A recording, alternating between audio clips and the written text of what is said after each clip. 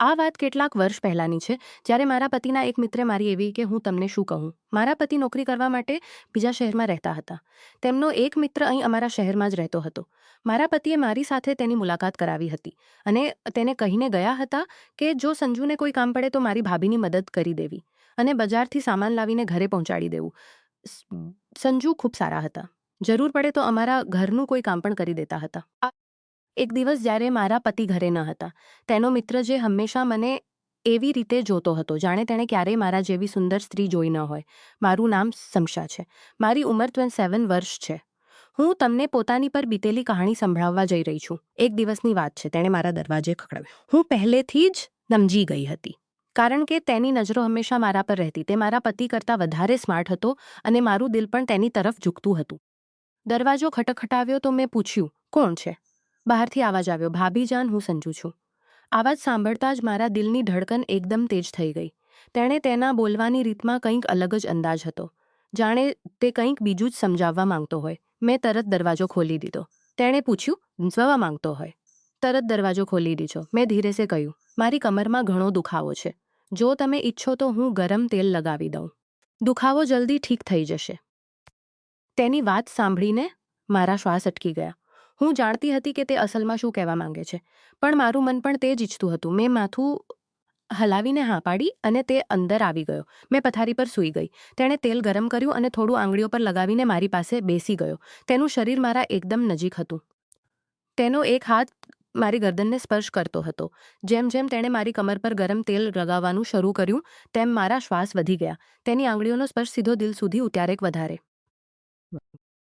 મેં પાંપણો બંધ કરી લીધી અને પોતાના હોઠ કડવા લાગી. સંજુ ધીરેસે બોલ્યો, ભાભી જાન લાગે છે, ગરમ તેલ પોતાનું કામ કરી રહ્યું છે. તેની મુસ્કાન અને તેની નજરો સૌ મારા કાબૂમાંથી બહાર થઈ રહ્યા હતા. હું ચૂપ હતી, પણ અંદરથી મારું આખું શરીર હળવું હળવું ધ્રુજી રહ્યું હતું. તેની આંગળી ક્યારેક થોડી નીચે ચાલી જતી, ક્યારેક થોડી ઉપર. મેં તેનો હાથ રોકવા માંગ્યો, પણ રોકી શકી નહીં. ઓરડામાં ફક્ત મારા દિલની ધડકનનો અવાજ સંભળાતો હતો. સંજુ વધુ નજીક આવ્યો અને ધીરેસે બોલ્યો, હું જાણું છું તમે પણ આ જ ઈચ્છો છો. બસ એકવાર કહી દો. મેં તેની તરફ જોયું, જે હું પહેલાંથી મહેસૂસ કરી ચૂકી હતી. હું કંઈ બોલી નહીં, ફક્ત આંખો ઝુકાવી લીધી. તેણે ગરમ સાઈડના ટેબલ પર મૂકી દીધું અને વધુ પાસે આવી ગયો. હવે અમારી વચ્ચે માત્ર એક પગલાંનું અંતર હતું. મારી આંગળી તેના હાથને સ્પર્શી ગઈ અને મને લાગ્યું કે જાણે કરંટ લાગ્યો હોય. મેં ધીરેસે કહ્યું, સંજુ. તેણે મુસ્કુરાતા જવાબ આપ્યો. ઓરડાની હવા ગરમ થઈ ગઈ હતી. દરવાજો બંધ હતો. પતિ ઘરે ન હતા. હું અને સંજુ એવા મોડ પર હતા જ્યાંથી લૌટવું મુશ્કેલ હતું. સંજુ સીધા મારી આંખોમાં જોવા લાગ્યો. તેની નજરો એવી હતી કે જાણે મારું આખું શરીર જોઈ રહી હોય. હું ચૂપ હતી, બસ હોઠ કડતી રહી. તેણે ભાભી જાન, તમે બોલતા શા માટે નથી? તમારા ચહેરા પર સૌ કંઈ લખેલું છે. મારા ચહેરા પર સૌ કંઈ લખેલું હતું. મારું દિલ તેજ ધડકતું હતું. મેં પોતાને સંભાળવું મુશ્કેલ થઈ રહ્યું હતું. તે ધીરેસે વધુ નજીક આવ્યો. તેના હાથ મારી કમર પર રોકાઈ ગયા. હું એક પળ માટે સખત થઈ ગઈ, પણ આગલી જ પળે મેં આંખો બંધ કરી લીધી. જાણે હું પણ તૈયાર થઈ ચૂકી હતી. સંજુએ દુખાવો ઓછો કરવો છે કે વધારે કરવો છે? મારા હોઠ પર હળવી મુસ્કાન આવી. પણ મેં કંઈ બોલ્યું નહીં. તેની આવાજ, તેના શ્વાસ સૌ મારામાં ઘૂમી રહ્યા હતા. તે રોશનીમાં તેનો ચહેરો વધુ સાફ લાગતો હતો. હું તેની એક એક હરકત મહેસૂસ કરી રહી હતી. જ્યારે તેણે પોતાના બંને હાથ મારી કમર પર રાખ્યા, ત્યારે મેં શ્વાસ અંદર ખેંચી લીધો. મેં ધીરેસે કહ્યું, સંજુ. અને તેણે વિના મોડો જવાબ આપ્યો, બસ ભાભી જાન, હું અહીં જ તમારા માટે હતો. મને લાગ્યું કે સૌ કંઈ ત્યાં જ રોકાઈ ગયું હોય. તેનો હાથ ધીરે ધીરે નીચે તરફ જઈ રહ્યું હતું અને મારું શરીર પોતે જ નરમ થતું જઈ રહ્યું હતું. મેં તેનો હાથ થામીને રોકવા માંગ્યો, પણ અંદરથી રોકી શકી નહીં. હું તેના શ્વાસ મહેસૂસ કરી શકતી હતી. મારી આંખોની સામે ફક્ત તેનો ચહેરો હતો. તેની મુસ્કાન જાણે મને કહી રહી હતી કે હવે તું મારી છે.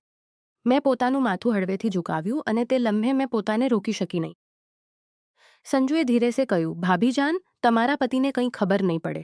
તમે બસ આજની રાતને યાદગાર બનાવી દો. મારી આંગળીઓ તેના હાથ પર ખેંચાઈ ગઈ અને હું બસ તેને જ જોતી રહી. દિલમાં ડર પણ હતો, પણ તે ડર કરતાં વધારે એક અજીબી ખુશી હતી. વખત રોકાતો જઈ રહ્યો હતો. દરવાજો બંધ હતો. ઘર ખામોશ હતું અને હું અને સંજુ એક લીટીના બંને તરફ હતા.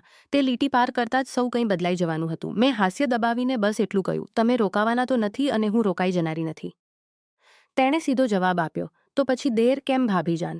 અને જેમ જેમ તેમ મારું સૌ કંઈ કાબુ તૂટી ગયું. સંજુએ મને પોતાની તરફ ખેંચી લીધી. એક પળ માટે લાગ્યું તેનો શ્વાસ કે આખો ઓરડો ઘૂમી ગયો હોય. તેની છાતી મારા નજીક હતી. મારું દિલ તેજ ધડકતું હતું કે મને પોતે જ સંભળાતું હતું. મારું દિલ એટલું તેજ ધડકતું હતું ને તેણે મારી કાંડી થામી લીધી. હળવી મુસ્કાન સાથે બોલ્યો, હવે તો તમે મને રોકી પણ શકશો નહીં ભાભીજાન. મારી આંખો નીચે હતી પણ હોઠ પર હળવી મુસ્કાન આવી ગઈ. હું પણ તે ઈચ્છતી હતી મારી સાડીને. બસ થોડું બોલવાની હિંમત ન હતી. સંજુએ એક હાથથી મારી સાડીને સંભાળી અને બીજા હાથથી મારી કમરને. તેની આંગળીઓ હળવેથી કસાઈ ગઈ અને હું તેના વધુ નજીક ચોંટી ગઈ. મેં ધીરેસે કહ્યું, સંજુ બસ કરો, પણ આવાજ એવો હતો કે જાણે રોકવું નહીં પણ વધુ બોલાવવું હોય. તે વધુ નજીક આવીને મારા કાનની પાસે ધીરેસે બોલ્યો, બસ હું હવે રોકાવાનો નથી. મારા શ્વાસ વધુ તેજ થઈ ગયા. મેં પોતાના હોઠ દબાવી નથી. પણ આંખોમાં સૌ કંઈ લખેલું હતું. ઓરડામાં ફક્ત લેમ્પ ચાલુ હતો. તેની રોશનીમાં તેના ચહેરાની દરેક લીટી વધુ તીક્ષ્ણ લાગતી હતી. તેની નજરો મારી આંખોથી હોઠ પર જઈને રોકાઈ. મેં પાછી તેની તરફ જોયું અને બસ એટલું કહ્યું, તમને સમજાવવા માટે મને કહેવું પડતું નથી. આ સાંભળીને સંજુએ ઊંડો શ્વાસ લીધો અને મને વધુ પાસે ખેંચી લીધી. તેના હાથ મારી કમરથી થોડા ઉપર આવી ગયા અને મેં પાંપણો બંધ કરી લીધી. તે પળે મને લાગ્યું કે સૌ કંઈ રોકાઈ ગયું છે. દરવાજો બંધ, ઘર ખામોશ અને અમે બંને એકલા. પતિ ઘરે ન હતા અને હું પોતાના પતિના મિત્રની બાહોમાં હતી. સંજુએ બોલ્યો, ભાભીજાન, આજ પછી સૌ કંઈ બદલાઈ જશે. મેં આંખો બંધ રાખીને ફક્ત એક હળવો અવાજ કાઢ્યો અને પછીની જ પળે સંજુએ એક પગલું આગળ વધાર્યું જ્યાંથી લૌટવું મુશ્કેલ હતું. સંજુનો ચહેરો મારા બિલકુલ પાસે હતો. તેની નજરો મારી આંખોથી હોઠ સુધી વારંવાર જતી હતી. મેં હળવા અવાજમાં કહ્યું, સંજુ, જો કોઈ આવી ગયો તો. તેણે હાસ્ય દબાવીને જવાબ આપ્યો, દરવાજો બંધ છે અને ઘરમાં બીજું કોઈ નથી. હવે ફક્ત હું અને તમે છીએ. તેની આવાજ એટલી મધુર હતી કે મારા પગ પોતે જ નરમ થઈ ગયા. મારું દિલ કહેતું હતું રોકાઈ જા, પણ શરીર કહેતું હતું રોકાવું નહીં. સંજુએ એક હાથથી મારી કમરને શરીર કહેતું બાજુ કરી દીધી. તેની આંગળીઓ મારી ગરદનની પાસેથી ફિસલતી નીચે આવી. મારા શ્વાસ ફરી તેજ થઈ ગયા. મેં તેની તરફ પાછી ફરીને બોલ્યું, તમને સમજાતું નથી. હું પોતાને રોકી શકીશ નહીં. સંજુ વધુ નજીક આવ્યો અને હળવા અવાજમાં બોલ્યો, એટલા માટે જ તો આવ્યો છું, તમને રોકવા નહીં, ખુશ કરવા. તે પળે મારી આંખો તેના ચહેરા પર અટકી ગઈ. તેનો અંદાજ, તેની આવાજ સૌ મને તેની તરફ ખેંચી રહ્યા હતા. મેં પોતાનો હાથ તેની છાતી પર રાખ્યો જાણે દૂર કરવા માટે, પણ તે દૂર ન થયો, બલકે વધુ પાસે આવી ગયો. તેણે મારી કોંચ પકડી લીધી અને પોતાની તરફ ખેંચી લીધી. હવે અમારી વચ્ચે બિલ્દનને બાળી રહ્યા હતા. મેં આંખો બંધ કરીને પોતાનું માથું તેના ખભા પર રાખી દીધું. તેણે ધીરેસે કહ્યું, ભાભી, હવે બસ તમે મારી છો. મારી આંગળી તેના હાથ પર જઈ રહી હતી. હું કંઈ બોલી શકી નહીં, ફક્ત તેના વધુ નજીક થતી ગઈ. ઓરડામાં ફક્ત એક નાનકડી રોશની હતી અને તેમાં અમે બંનેના શ્વાસ તેજ થઈ રહ્યા હતા.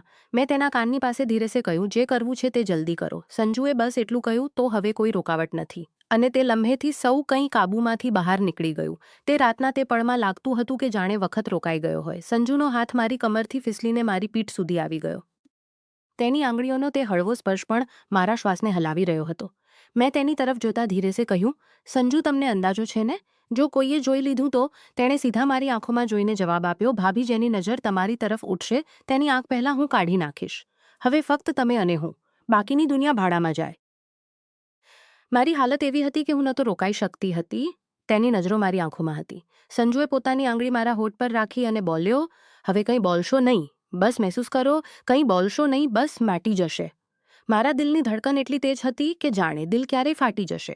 હું તેના એટલા નજીક હતી કે તેના શ્વાસ મારા શ્વાસને સ્પર્શ કરતા હતા. મેં પોતાના હોઠ ધીરેસે કડ્યા અને તે લમ્હેની ભૂખ વધુ તેજ કરી દીધી.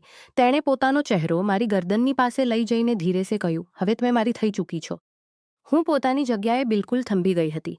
તેની વાતો અને તેનું સૌ કંઈ મને હોશ ગુમાવવા મજબૂર કરી રહ્યું હતું. મેં આંખો બંધ કરીને બસ એટલું કહ્યું, જે શરૂ કર્યું છે તે હવે પૂરું કરો. સંજુ મને પોતાની તરફ વધુ કસી લીધી અને તે રાતે ઓરડાની તે ખામોશી ફક્ત અમારા શ્વાસની ગરમીથી તૂટતી હતી. સંજુએ મને પોતાની બાહોમાં એવી રીતે કસી લીધી જાણે હું તેના શ્વાસનો ભાગ બની ગઈ હોઉં. તેની આંગળીઓ હવે ધીરે ધીરે મારી કમરથી નીચે સરકતી હતી અને હું બસ પોતાના શ્વાસ રોકીને મહેસૂસ કરતી જઈ રહી હતી. મારી હાલત એવી હતી કે હું બેકાબૂ થઈ ચૂકી હતી. મેં ધીરેસે તેના કાનની પાસે જઈને કહ્યું, બસ હવે વધુ ઇંતજાર ન કરાવો. અને તે લમ્હા પછી અમે બંને એકબીજાના થઈ ગયા. તે રાતની યાદ આજે પણ મારા મનમાં તાજી છે. મેં એને પાર ન કરવી જોઈએ. મેં ક્ષણે ઈચ્છાની તીવ્રતા એટલી હતી જેને પાર ન કરવી જોઈએ.